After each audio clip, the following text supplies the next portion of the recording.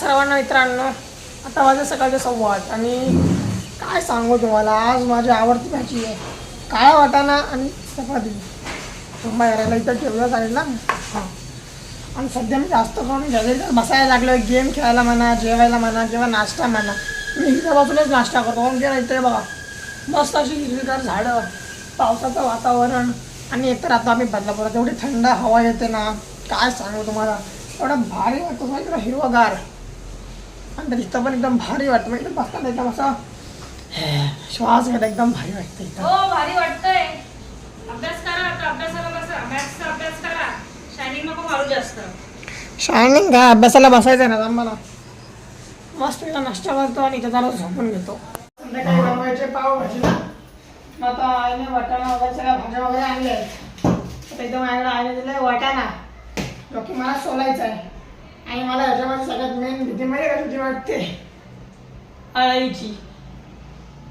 त्या एवढ्याशा जीवाला मी घाबरतो, मला भीती वाटते. ओ मम्मी, वाटाणा खायला काहीतरी द्या हो. ओय, आणि जर वाटाणा संपला तर भरचूक ना. चांगलं लागतं. नाही, you have blocked the camera.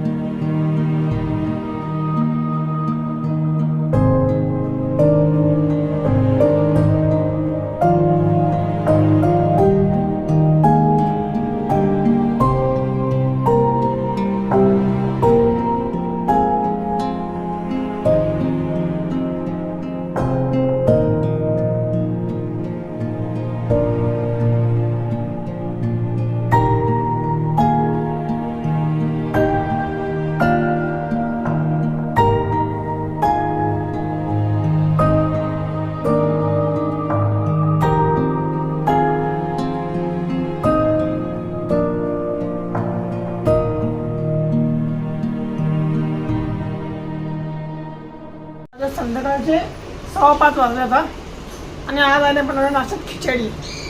तुमच्यापैकी किती जण मला सांगा, कमेंटमध्ये सांगा किती जण तुमच्यापैकी आहे ना खिचडीवर त्याचं दही टाकतात आणि त्यामध्ये साखर पण मिक्स करतात आणि खातात. असं मग आता असंच आवडतं, लय भारी लागतं मला आता असं गोड आणि वरून त्याची साखर दही अख्खं याच्यावरती बघा. आणि मम्मी बघा, मम्मी दाखवायचं तुमचं ताट. हे बघा मम्मीच्या ज्यामध्ये साखर दही सेपरेट आणि खिचडी सेपरेट आहे. हा, त्यात साखर नाही, पण तेच मला साखर लागतेच. मला त्याशिवाय खिचडी जातच नाही अजिबात. मला आवडत पण नाही अशी खिचडी जी सुकी सुकी असते, मी खात पण नाही कधी असं असेल तर. अशी खिचडी असली की मला एकदम मजा वाटतं, खायला मजा येते.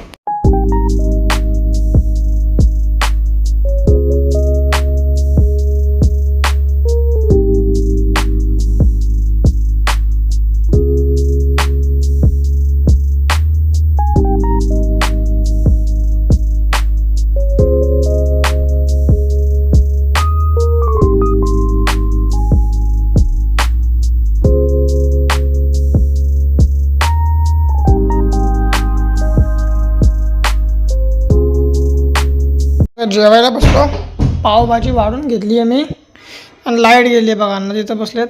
मोबाईल टॉर्च मी शूट करते बघा. पाव मग अशी गरम केले, भाजी घेतली, कांदा घेतला आहे, गाजर पण आहेत आणि मी खास चीज पण घेतली माझ्या जेवती किसायला, कारण की मी खाणार आहे चीज पावभाजी.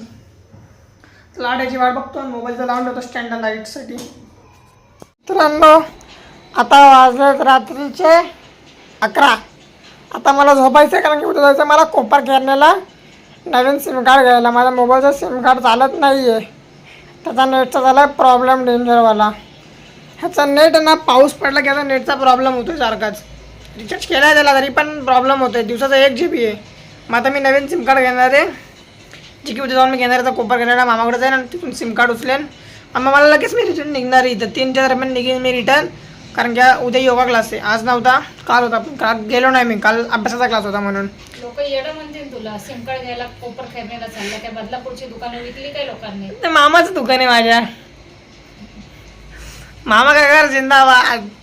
मामाचं आहे रे, मग जायचं बिंदास्त. काय होतंय